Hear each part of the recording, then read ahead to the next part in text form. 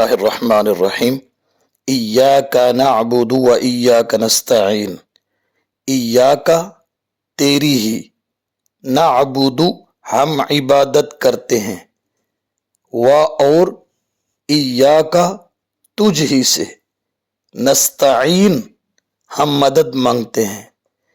ایا اور کا دو لفظ ہے۔ ایا اور کا اگرچہ ون لیٹر ہے مگر معنی پورا دیتا ہے۔ ایاک کا لفظ حصر کے لیے آیا ہے، خاص، صرف، ہم صرف تیری ہی عبادت کرتے ہیں۔ و ایاک اور صرف تجھ ہی سے نستعین ہم مدد مانگتے ہیں۔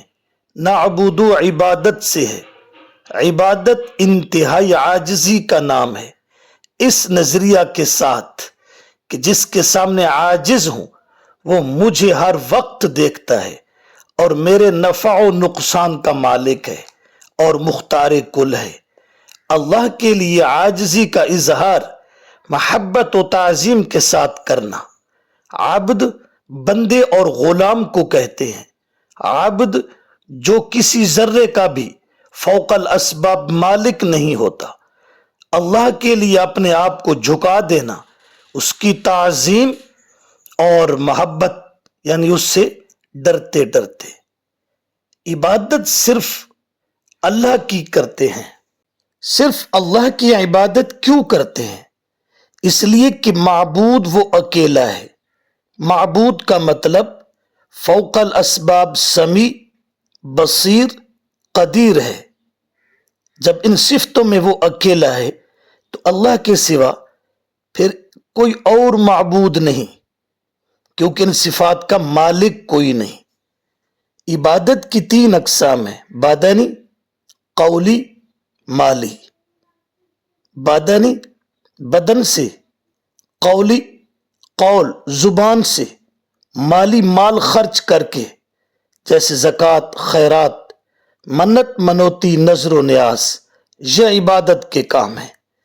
مشرکین کا اس آیت میں خوب رد ہے۔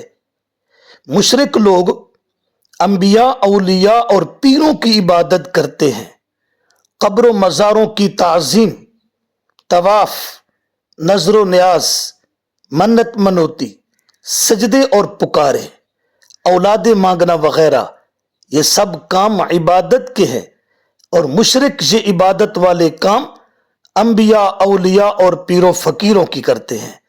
تو اللہ نے حصر کر دیا، فرمایا یوں کہو ایاک نعبد، ہم صرف تیری عبادت کرتے ہیں۔